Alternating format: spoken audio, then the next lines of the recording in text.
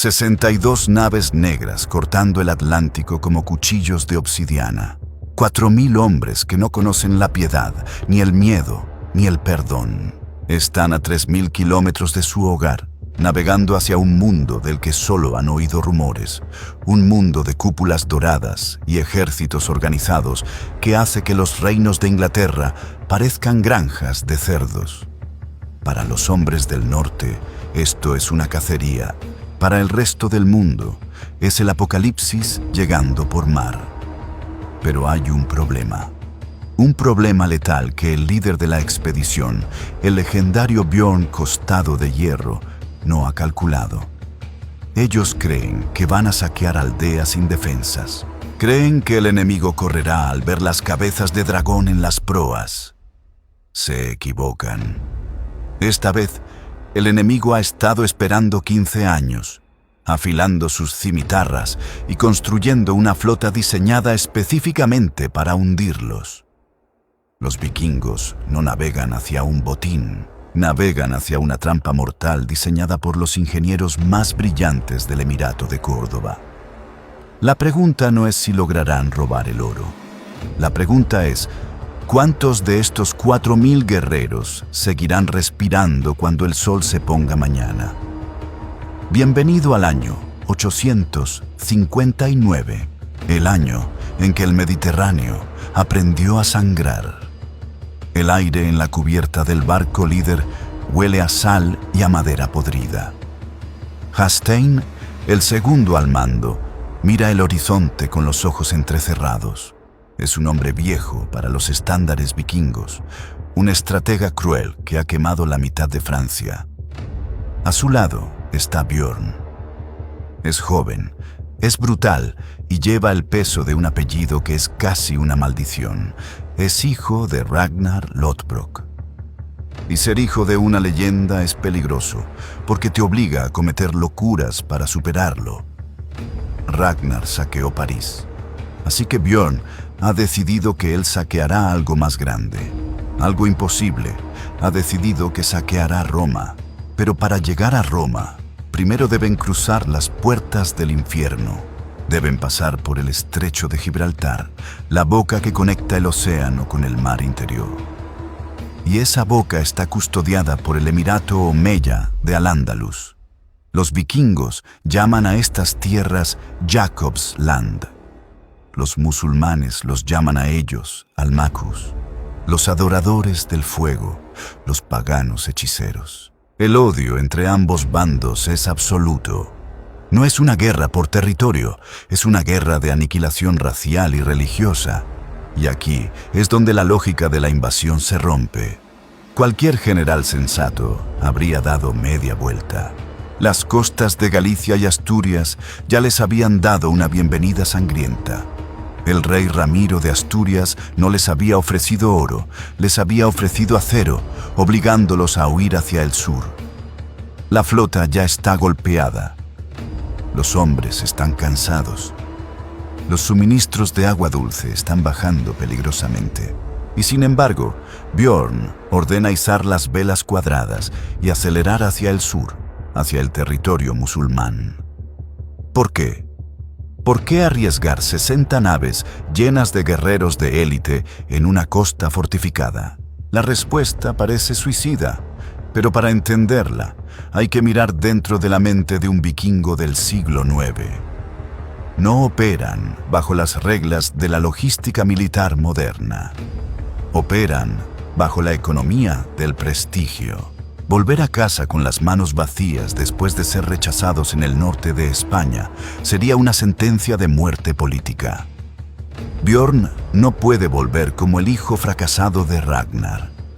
Necesita una victoria tan sangrienta y tan rica que nadie recuerde las derrotas anteriores. Necesita la riqueza de los moros. Pero el emir Muhammad Priab no es un monje cristiano asustado en un monasterio de madera.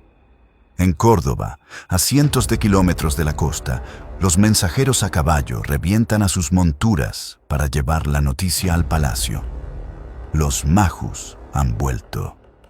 La última vez que los vikingos vinieron, hace 15 años, quemaron Sevilla hasta los cimientos. colgaron a los hombres y esclavizaron a las mujeres. El trauma nacional en Al-Ándalus fue tan profundo que cambió la política de Estado para siempre. El emir anterior juró que nunca más serían sorprendidos. Y aquí es donde la trampa se cierra. Mientras Björn y Hastein miran la costa portuguesa pensando en dónde desembarcar para obtener agua y carne fresca, no ven aldeanos huyendo. Lo que no saben es que, durante una década y media, los ingenieros navales de Al-Ándalus han construido una red de atalayas y una flota de respuesta rápida en los puertos de Lisboa y Cádiz. No son barcos mercantes, son naves de guerra, equipadas con catapultas y fuego griego, tripuladas por marineros profesionales que conocen las corrientes mejor que sus propias manos. Los vikingos creen que son invisibles, creen que tienen el elemento sorpresa. Pero al amanecer del tercer día de travesía, el vigía en el barco de Björn grita y señala hacia el este. No son gaviotas, no son nubes, son velas, docenas de ellas. Velas triangulares, latinas, rápidas, cortando el viento en contra. La flota patrulla del Emirato ha salido a cazarlos. El choque es inminente. En el mar abierto, los drácar vikingos son rápidos y ligeros, perfectos para desembarcar en playas y remontar ríos. Pero son bajos, abiertos y vulnerables al abordaje desde naves más altas. Los barcos andalusíes son fortalezas flotantes. El sonido de los cuernos de guerra vikingos rompe la mañana. Es un sonido grave, terrorífico, diseñado para helar la sangre. Los escudos se alinean en las bordas. «Muro de escudos», gritan los jarls. 4000 gargantas rugen a Odín. Están sedientos, están furiosos. Y ahora tienen una presa, o eso creen. Porque lo que está a punto de suceder frente a la costa de Lisboa no es una batalla estándar. Es el choque de dos tecnologías militares opuestas. El hacha pesada del norte contra el arco compuesto y la ingeniería del sur. Björn, costado de hierro, desenvaina su espada. Hastein toma el timón. La primera descarga de flechas musulmanas oscurece el sol. Y entonces el primer barco vikingo explota. No se rompe, no se astilla, estalla en llamas. Los andalusíes están lanzando proyectiles incendiarios de nafta. El fuego líquido se pega a la madera, a las velas y a la piel de los hombres del norte. El agua no lo apaga. Los gritos de los hombres quemándose vivos se mezclan con el crujido de la madera. El pánico, un sentimiento que los vikingos rara vez experimentan, comienza a reptar por la flota. Hastein grita órdenes desesperadas. Si se quedan quietos, serán incinerados a distancia. Solo hay una opción: cerrar la distancia, embestir, convertir la batalla naval en una batalla terrestre sobre cubiertas de madera. Tienen que llegar hasta ellos antes de que el fuego consuma toda la flota. «Remad, remad, o morid hoy aquí», aúlla Björn, con la cara manchada de hollín. Los remeros vikingos, hombres con músculos de acero forjados en el mar del norte, hunden los remos en el agua. La velocidad de los barcos aumenta. El viento silba. Las flechas caen como lluvia. Están entrando en la zona de la muerte, directos hacia la flota omeya. El impacto es brutal. Madera contra madera, metal contra carne. El caos es absoluto. Pero esto es solo la escaramuza inicial. Lo que Björn no sabe es que esta flota que los ataca no es el ejército principal. Es solo el cebo. El verdadero terror, el verdadero poder del emir, les espera más al sur, en la desembocadura del gran río Guadalquivir. Los vikingos acaban de golpear un avispero y ahora todo el enjambre viene por ellos. El impacto es ensordecedor. La proa del drácar líder, tallada con la forma de una bestia mitológica, se clava en el flanco de la galera andalusí con la fuerza de un ariete. La madera estalla en 1000 astillas, lanzando hombres al agua turbia y revuelta. Pero para los vikingos, esto no es un accidente. Es una invitación. Antes de que los barcos dejen de estremecerse por el choque, los hombres del norte ya están en el aire. Saltan el abismo entre las bordas gritando como demonios poseídos. No buscan cobertura. No buscan un duelo honorable. Buscan el caos total. Aquí, sobre la cubierta resbaladiza de sangre y agua salada, chocan dos mundos que nunca debieron encontrarse. Por un lado, el acero tosco y brutal del norte. Hachas danesas pesadas capaces de partir un escudo y el brazo que lo sostiene de un solo golpe. Por el otro, la sofisticación letal del sur. Soldados con cota de malla ligera, cimitarras curvas diseñadas para rebanar y una disciplina militar heredada de los ejércitos romanos y persas. Un berserker vikingo, con el torso desnudo y la piel cubierta de runas pintadas con ceniza, se lanza contra 3 guardias del Emirato. Recibe un corte en el hombro, luego otro en el muslo. No se detiene. No siente dolor. La adrenalina y los hongos que ha ingerido antes de la batalla lo han convertido en una máquina biológica de matar.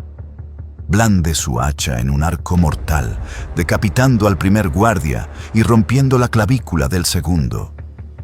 El tercero retrocede, aterrorizado. En sus ojos se lee la pregunta que atormentará a todo el Mediterráneo en los meses venideros. ¿Qué clase de hombres son estos que no mueren cuando se les hiere? Pero la victoria en esta cubierta no significa la victoria en la batalla. Desde el barco de mando, Björn Costado de Hierro observa el panorama con frialdad táctica. Han tomado 3 galeras enemigas, han masacrado a sus tripulaciones, pero han perdido 2 de sus propios barcos, consumidos por ese maldito fuego líquido que no se apaga. El humo negro se eleva en columnas espesas hacia el cielo. Y entonces Björn se da cuenta de algo que le hiela la sangre más que el invierno escandinavo. Las naves andalusíes no están tratando de ganar, están tratando de retenerlos. Están sacrificando barcos y hombres solo para frenar el avance vikingo, para mantenerlos clavados en este punto del océano. ¿Por qué? Un comandante no desperdicia recursos así, a menos que esté ganando tiempo para algo más grande.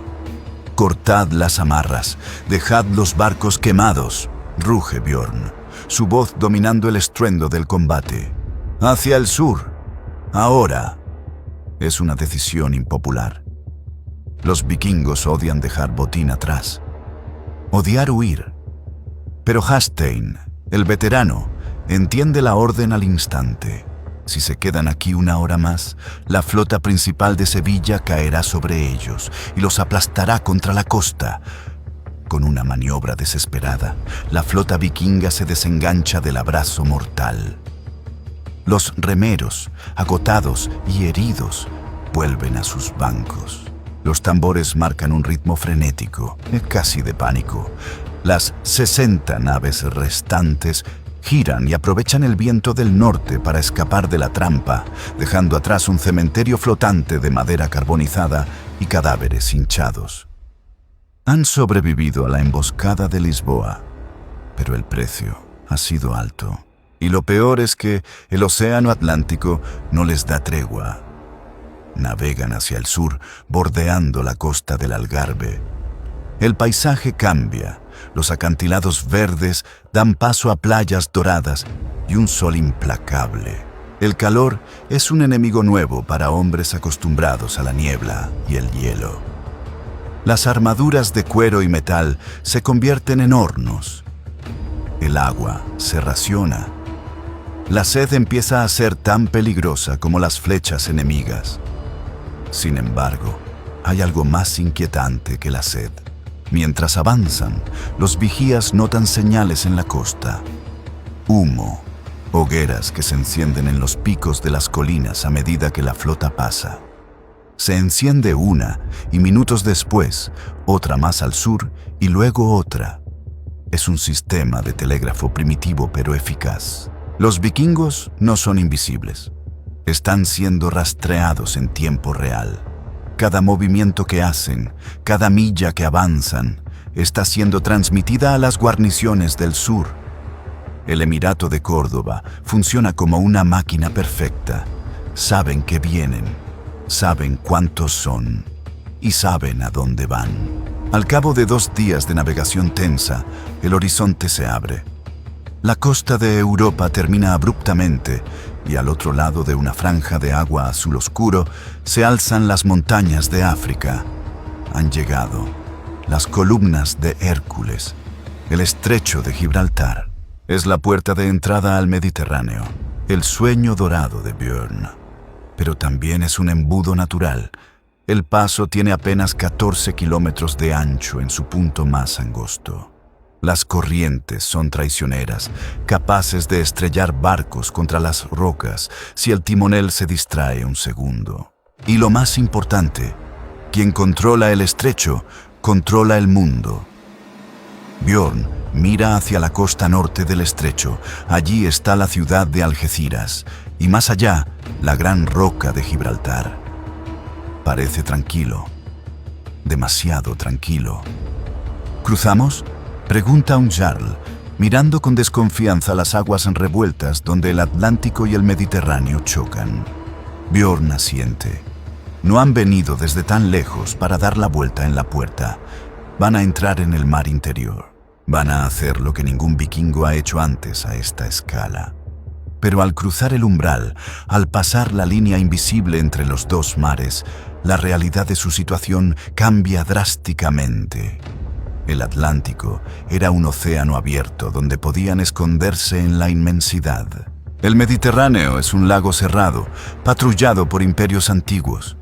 No han entrado en un coto de caza, han entrado en una jaula, y el guardián de la jaula está a punto de cerrar la puerta detrás de ellos. Mientras las naves vikingas se adentran en el mar azul, una sombra se mueve en el puerto de Algeciras. No son barcos de guerra. Es algo peor. Es el silencio antes de la tormenta, porque el plan del emir no era detenerlos en Lisboa. El plan era dejarlos entrar, dejar que se confiaran, dejar que se adentraran tanto en el vientre de la bestia que la retirada fuera imposible. Björn siente el cambio en el aire. El viento huele diferente aquí. Huele a especias, a polvo antiguo y a peligro. Mantened los ojos abiertos, murmura Hastein, acariciando la empuñadura de su espada. Este mar no nos quiere aquí.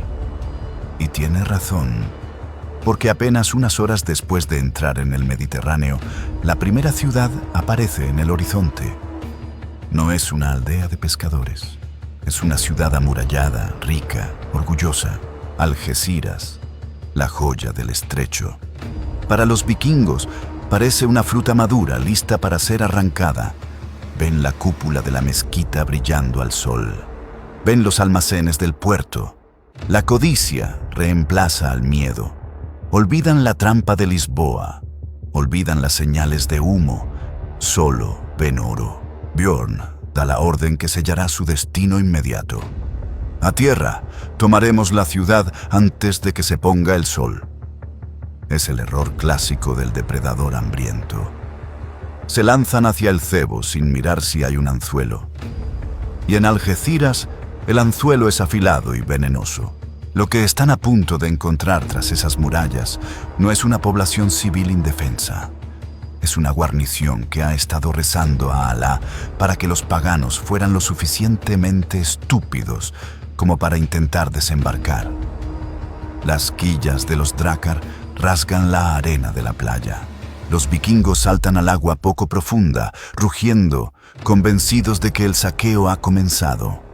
Pero las murallas de Algeciras están extrañamente llenas de hombres en silencio, arcos tensados, calderos hirviendo. La masacre está a punto de comenzar, pero esta vez los vikingos no son los que tienen el control del cuchillo. La arena de Algeciras no dura blanca ni 10 segundos. Desde lo alto de las murallas, una señal de mano cae y el cielo se oscurece. No es noche, es una nube de flechas tan densa que bloquea el sol de la tarde. El sonido es repugnante, el golpe húmedo de cientos de puntas de hierro perforando cota de malla y carne al mismo tiempo. La vanguardia vikinga, esos guerreros que segundos antes rugían pidiendo sangre, colapsa en una masa de extremidades retorcidas. Björn, costado de hierro, detiene su carrera en la orilla. Lo que ve no es una batalla, es una ejecución industrial. Los defensores de Algeciras no están luchando con furia berserker, están luchando con matemáticas. Disparan, recargan, disparan. Es un ritmo mecánico, sin emoción. Y cuando los vikingos intentan levantar sus escudos para formar un muro defensivo, las puertas de la ciudad se abren. Pero no sale infantería, sale caballería ligera. Jinetes ágiles sobre caballos árabes que corren por la playa más rápido que el viento, lanzando jabalinas y retirándose antes de que un hacha nórdica pueda siquiera rozarlos. ¡A los barcos! ¡Atrás!, grita Hastein, arrastrando a un hombre con una flecha en el cuello. Es la primera vez en años que el gran ejército pagano da la espalda al enemigo por puro terror táctico. No pueden luchar contra esto, no en la playa, no bajo esa lluvia de muerte. Los supervivientes se lanzan al agua, nadando desesperadamente hacia los Drakar, mientras los defensores se ríen y siguen disparando a los hombres que flotan en el mar. La flota se aleja, maltrecha y humillada. Han perdido hombres buenos. Han perdido el factor miedo. Pero lo peor es que ahora tienen un problema geográfico. La costa de España es un muro de lanzas. No pueden volver al norte sin pasar de nuevo por la flota de Lisboa. No pueden quedarse aquí. Solo queda una dirección, el sur, África. Cruzando el estrecho, la costa de lo que hoy llamamos Marruecos se alza ante ellos. Para un hombre de Escandinavia, esto es como aterrizar en la luna. El calor es sofocante, el aire vibra. Llegan a la ciudad de Nekor. Aquí, la guarnición es menor. Aquí, la sorpresa todavía es posible. La rabia de la derrota en Algeciras necesita una salida y Nekor paga el precio. Los vikingos desembarcan como una plaga. Esta vez no hay muros inexpugnables. Rompen las defensas en una hora. La masacre que sigue es absoluta. Saquean la ciudad hasta los cimientos.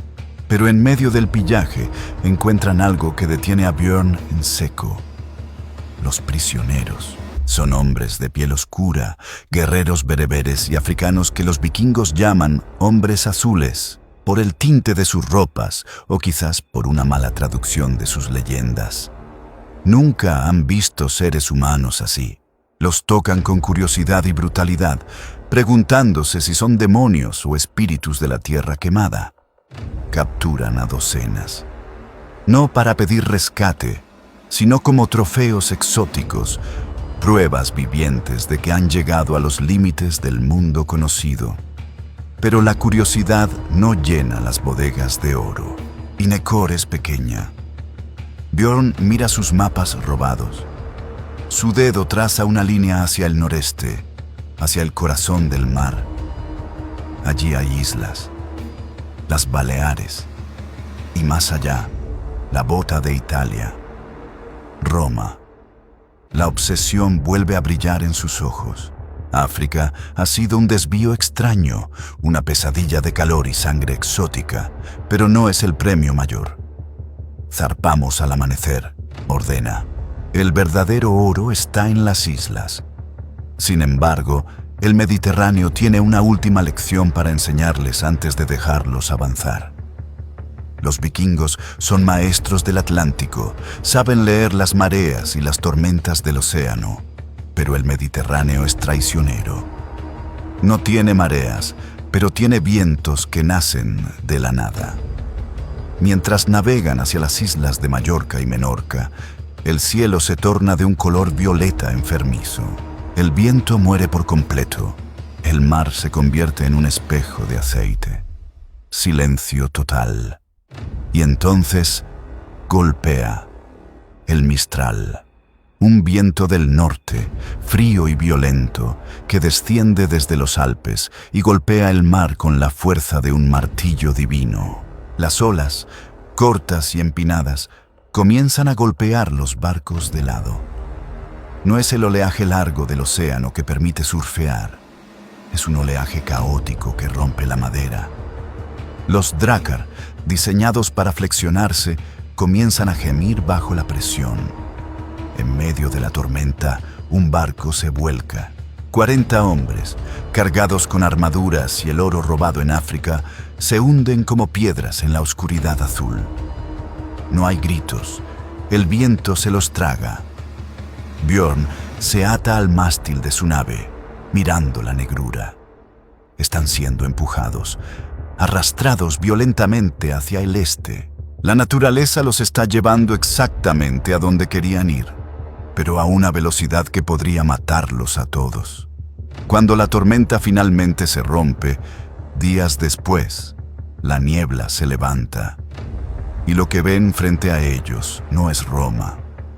No son las Islas Baleares, han sido desviados mucho más al norte.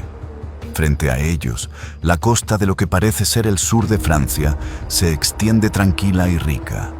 Y en la desembocadura de un río, una ciudad brilla bajo el sol. Parece Roma, huele a Roma. Björn sonríe.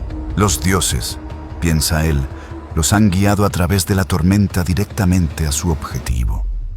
Preparad las hachas, susurra. Hemos llegado a Roma. Pero Björn comete un error fatal, un error histórico. Esa ciudad no es Roma, y el hombre que gobierna esas tierras no es un papa indefenso, sino un conde franco que ha estado esperando una oportunidad para colgar cabezas de paganos en sus murallas. La confusión geográfica está a punto de desatar una tragedia cómica y sangrienta. La ciudad se alza ante ellos, magnífica, construida en mármol blanco que ciega bajo el sol italiano. Sus murallas son altas, sus torres tocan el cielo y el sonido de las campanas de las iglesias flota en el aire. Para un bárbaro del norte, esta opulencia solo puede significar una cosa. Roma, susurra Björn, con los ojos inyectados en sangre y codicia. La ciudad de los emperadores. En realidad, están en Luna, una antigua ciudad romana en la costa norte de Italia. Pero el error geográfico de Björn está a punto de convertirse en la pesadilla de los habitantes locales. Sin embargo, hay un problema técnico. Las murallas de Luna son formidables. Un asalto frontal sería un suicidio, y después de la lección de Algeciras, Hastein no está dispuesto a sacrificar más hombres contra piedra y flechas. Si no pueden entrar por la fuerza, entrarán por el engaño. Hastein trama uno de los planes más audaces y teatrales de la historia militar vikinga. Envían un mensajero a las puertas de la ciudad. El hombre no lleva armas, va llorando, con la cabeza baja. Nuestro líder ha muerto. Miente el mensajero a los guardias en las almenas. Se arrepintió de sus pecados en su lecho de muerte. Solo pide una cosa, un entierro cristiano en tierra sagrada. ¿Le negaréis la paz a un alma que busca a vuestro Dios? El obispo de Luna, un hombre piadoso y quizás demasiado ingenuo, ve una oportunidad divina. Convertir y enterrar a un rey pagano sería una victoria espiritual enorme. Las pesadas puertas de madera y hierro, esas que ningún hacha podría haber roto, comienzan a abrirse lentamente con un gemido de bisagras oxidadas. El cortejo fúnebre entra. Un grupo de vikingos desarmados carga un ataúd pesado de madera tosca. Caminan con paso solemne hacia la catedral, rodeados por sacerdotes que agitan incienso y cantan en latín. La ciudad entera sale a mirar. Los ciudadanos de Luna observan con curiosidad a estos gigantes rubios que lloran a su líder. El ambiente es de paz, de triunfo religioso. El ataúd es depositado frente al altar mayor. El obispo levanta las manos para comenzar la misa. El silencio es absoluto. Y entonces, la tapa del ataúd vuela por los aires. Hastein no está muerto. Salta de la caja con una espada en la mano, rugiendo como una bestia atrapada. Antes de que el obispo pueda terminar su oración en latín, la hoja de Hastein le atraviesa el pecho. Es la señal. Los dolientes vikingos sacan hachas y cuchillos ocultos bajo sus ropas. Al mismo tiempo, el resto del ejército, que esperaba escondido cerca de las puertas abiertas, irrumpen en la ciudad como una marea incontenible. La catedral se convierte en un matadero. La sangre mancha el mármol blanco del altar. Lo que sigue no es una batalla, es un saqueo sistemático. Los vikingos toman todo: el oro de los cálices, las sedas de los nobles, a las mujeres jóvenes. Björn se sienta en el trono del obispo, bebiendo vino sacramental, convencido de que es el nuevo César. Ha conquistado Roma, ha superado a su padre, pero la euforia dura poco. Mientras interrogan a los supervivientes, arrastrando a un comerciante local ante Björn, la verdad sale a la luz. El hombre, temblando, les explica entre sollozos que esto no es Roma. Roma está a cientos de kilómetros al sur. Esto es solo Luna, una ciudad de provincia, una sombra pálida de la capital. La cara de Björn se oscurece. La vergüenza es peor que la derrota. Han gastado su mejor truco, han arriesgado todo para saquear un pueblo de segunda categoría. Quemadla, ordena Björn con frialdad. Que no quede nada. Si no es Roma, será ceniza. Cargan los barcos con el botín de Luna, pero el ambiente en la flota ha cambiado. Están lejos, demasiado lejos. Han despertado la ira de toda Italia y el estrecho de Gibraltar sigue bloqueado por los musulmanes. La pregunta ahora no es qué más pueden robar, sino cómo diablos van a salir de este lago cerrado con vida. Para volver a casa, deben cruzar de nuevo por las fauces del Emirato de Córdoba, y esta vez el emir Muhammad I no va a enviar una patrulla. Ha reunido a la flota más grande que el Mediterráneo occidental ha visto en siglos. Los vikingos creen que son los cazadores. Pero mientras giran sus naves hacia el oeste, hacia la salida, no saben que están navegando directamente hacia una pared de fuego y madera que los espera en el estrecho. El mar Mediterráneo es una trampa de miel. Es tranquilo, es hermoso y te seduce para que te quedes demasiado tiempo. Y los vikingos se han quedado demasiado tiempo. Navegan hacia el oeste, de regreso a la salida. Pero sus barcos ya no son los depredadores ágiles que entraron meses atrás. Ahora son bestias obesas, lentas, que se asientan peligrosamente bajas en el agua. Las bodegas están repletas de plata, sedas, cálices de oro y esclavos capturados en África y Luna. La codicia es su ancla. Un drácar pesado es un drácar muerto, pero ningún hombre a bordo está dispuesto a tirar su fortuna al mar para ganar velocidad. Es la falacia del costo hundido, convertida en sentencia de muerte. Mientras se acercan a las columnas de Hércules, el estado de ánimo cambia. El cielo se despeja, revelando la silueta inconfundible del peñón de Gibraltar. Debería ser la puerta a la libertad, al océano Atlántico y al camino a casa. Pero el horizonte está bloqueado. El emir Muhammad I ha cumplido su palabra. No ha enviado una escuadra de bloqueo, ha desplegado una armada. 20, 30, 40 galeras de guerra andalusíes forman una línea ininterrumpida de costa a costa. No están patrullando, están esperando. Han tenido semanas para estudiar las corrientes, posicionarse con el viento a favor y preparar sus máquinas de guerra. Björn, costado de hierro, mira la muralla de madera y ve las latinas desde la proa de su nave sobrecargada.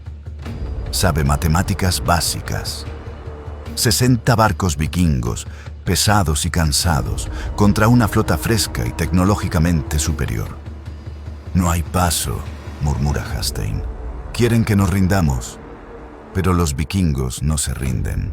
La rendición significa esclavitud o ejecución pública en Córdoba.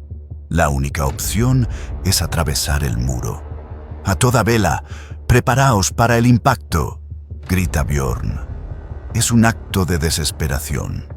Los vikingos intentan repetir la táctica de Lisboa, cerrar la distancia y abordar. Pero el almirante andalusí, un hombre llamado Hashim ibn Abd al-Aziz, ha aprendido la lección. No deja que se acerquen. Cuando los vikingos entran en rango, el cielo vuelve a llover fuego.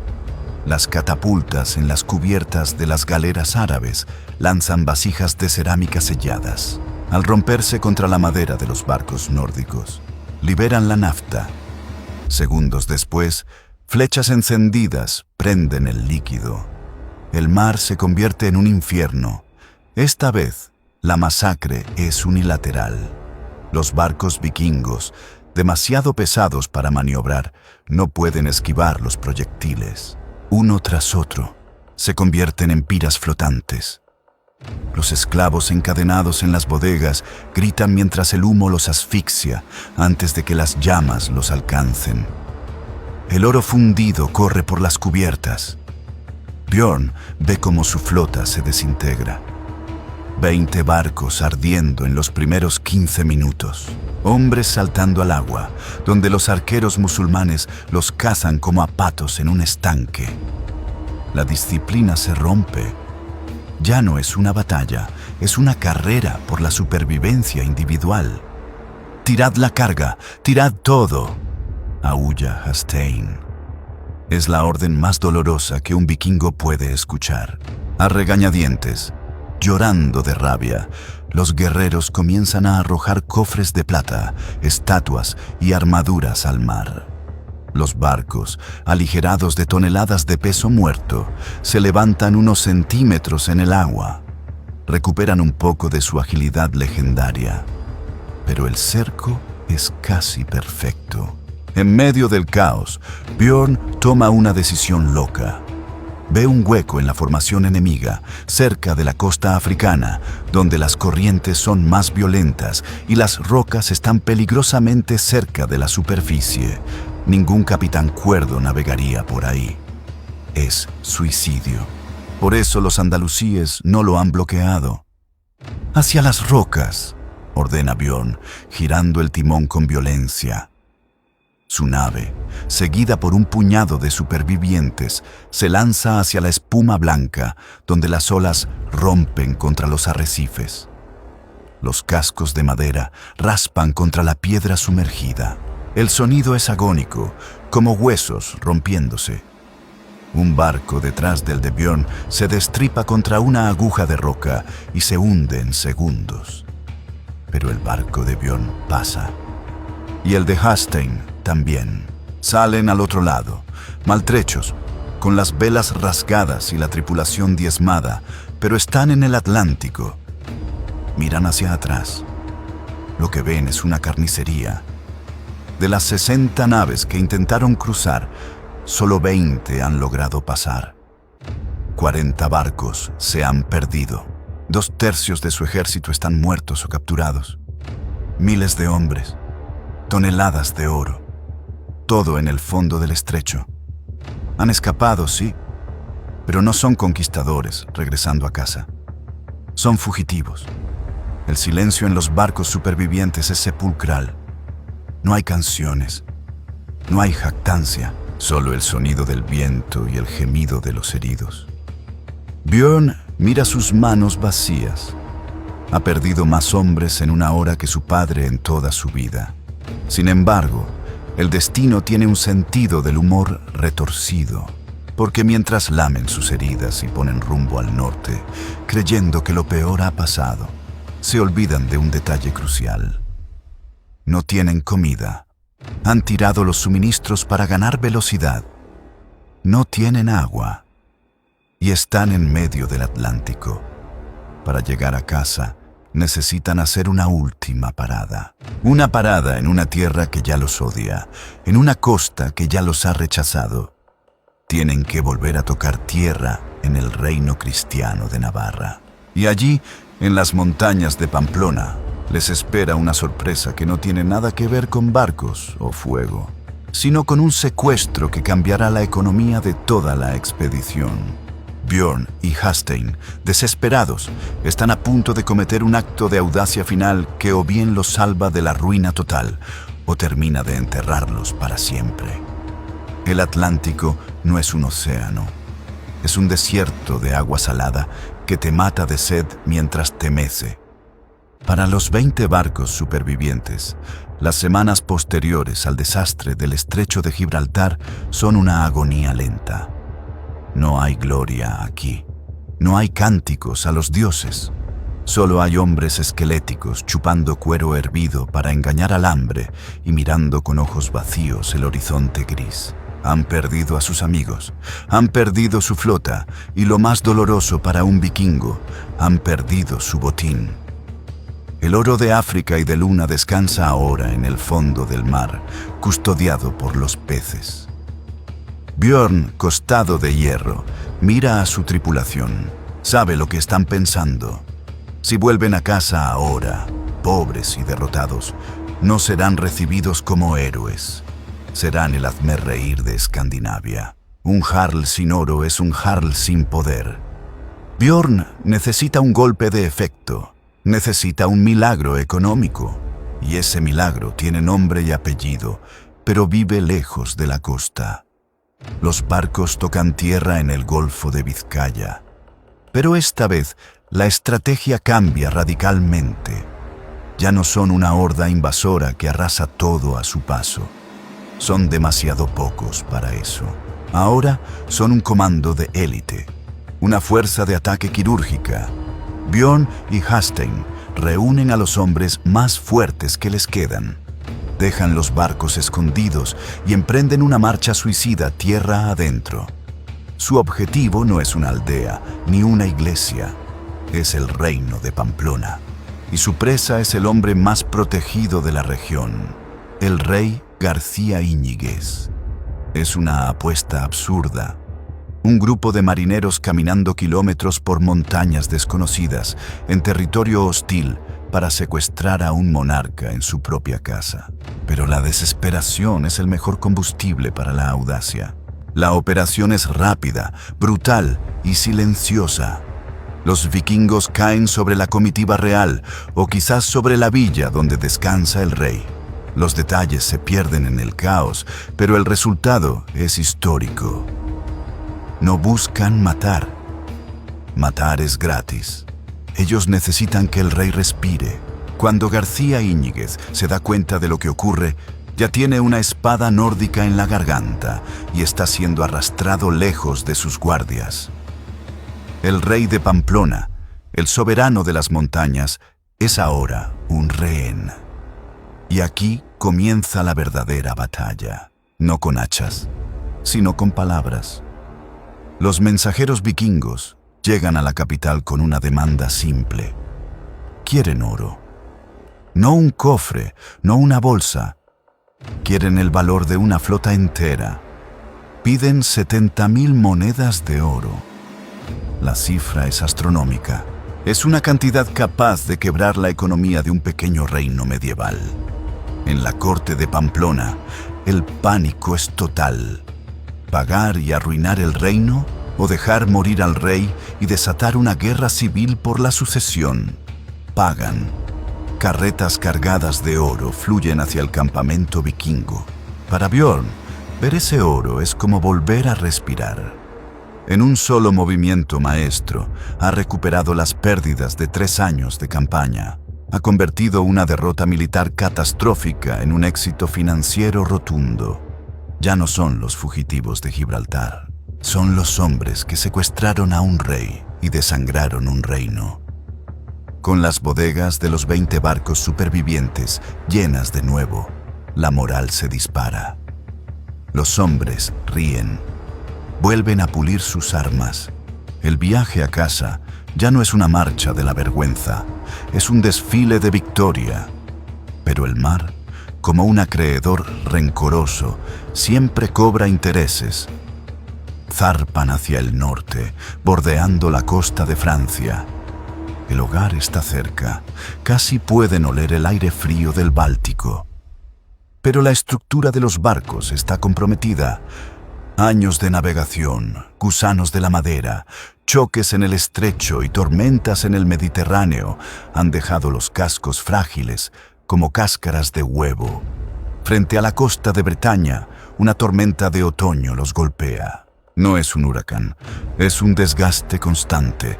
El mar golpea y golpea, y entonces sucede lo impensable. No por fuego enemigo, sino por pura fatiga de materiales. 2 barcos se abren por la mitad. No hay tiempo para salvar nada. El oro del rescate de Pamplona, ese oro maldito que acababan de conseguir, arrastra a los hombres al fondo con una rapidez terrorífica. Björn mira desde su propia nave, impotente, como la fortuna se reduce de nuevo. Es una broma cósmica. Ganan, pierden, ganan, pierden. Al final, cuando la costa de su hogar aparece en el horizonte, lo que queda de la expedición es una sombra. De las 62 naves orgullosas que partieron 3 años atrás, solo un puñado regresa. De los 4.000 guerreros, apenas unos cientos siguen vivos. Atracan en los fiordos. El silencio recibe a los barcos negros. Las mujeres y los niños corren al muelle, buscando rostros conocidos. La mayoría solo encuentra el vacío. Björn, costado de hierro, baja a tierra. Es rico, sí. Ha traído suficiente oro para asegurar su posición. Pero su mirada ha cambiado. Ha visto el fuego griego. Ha visto las murallas de lo que creía que era Roma. Ha sentido el terror de estar atrapado en un mar que no perdona. La saga dice que fue una victoria. Los poetas cantarán sobre la gran expedición al Mediterráneo durante siglos. Dirán que Björn conquistó ciudades lejanas y desafió a imperios. Pero la verdad histórica es más fría. Fue una catástrofe logística salvada por un secuestro de última hora. Sin embargo, el viaje de Björn tuvo una consecuencia que nadie vio venir en ese momento. Una consecuencia que no afectaba a los vikingos, sino a sus enemigos. Porque mientras Björn lamía sus heridas en el norte, en el sur, el emir de Córdoba y los reyes cristianos de Europa aprendieron algo esa década. Aprendieron que los vikingos no eran demonios invencibles, sangraban, se quemaban, y si se les organizaba una defensa adecuada, podían ser destruidos. El miedo místico al hombre del norte se rompió en el estrecho de Gibraltar. Björn se retira a sus tierras, rico y famoso, pero la era vikinga está empezando a cambiar. Los días de los saqueos fáciles están terminando. El mundo se está blindando. Pero la historia de Björn no termina con su muerte en la cama. Termina con una última ironía. Una leyenda final que resume perfectamente la mezcla de realidad y mito de su vida. Se dice que, años después, cuando finalmente murió, no lo hizo por una espada, sino por el mismo orgullo que casi lo mata en el Mediterráneo. Y aunque la expedición de 859 fue técnica y militarmente un desastre de pérdidas inmensas, logró algo que ninguna otra incursión había logrado antes. Dibujó un mapa del miedo en el corazón de Europa. Conectó el norte helado con el sur cálido a través de una línea de sangre. Björn, costado de hierro, había demostrado que el mundo era grande, peligroso y, si tenías el coraje suficiente, saqueable. Pero, ¿qué pasó con los hombres que se quedaron atrás? ¿Qué pasó con los prisioneros, los rezagados, los barcos que no se hundieron pero tampoco regresaron? La historia oficial termina en los muelles de Escandinavia, con el retorno de Björn. Pero la historia real, la sucia y compleja, deja un rastro de sangre y extrañeza que perdura en el sur. Porque no todos los vikingos murieron y no todos escaparon. En el caos de la retirada del Guadalquivir y el desastre del estrecho, varios barcos quedaron varados en la costa andalusí. Cientos de hombres, rodeados, cortados de su flota, enfrentaron ese dilema de supervivencia del que hablábamos al principio: morir matando o adaptarse. Lo que sucedió con ellos es uno de los epílogos más bizarros de la era vikinga. El emir Muhammad Prina, un hombre pragmático, miró a estos gigantes rubios capturados. Podía cortarles la cabeza y apilarlas en las puertas de Córdoba. Lo hizo con muchos, pero con otros vio una oportunidad. Eran máquinas de guerra, eran leales a quien les diera oro y comida, así que ocurrió lo impensable. Los adoradores del fuego, los demonios del norte, se convirtieron al Islam. Se asentaron en las llanuras cerca de Sevilla. Cambiaron el martillo de Thor por la oración a la Meca. Se casaron con mujeres locales. Y, en un giro de ironía histórica, estos antiguos saqueadores terminaron criando ganado y fabricando el famoso queso de la región. Los lobos se convirtieron en pastores. Pero mientras unos vikingos se integraban, el Mediterráneo se blindaba. La incursión de Björn Costado de Hierro tuvo un efecto secundario que él nunca calculó. Despertó al dragón dormido de la ingeniería naval islámica. El Emirato de Córdoba decidió que nunca más sería humillado.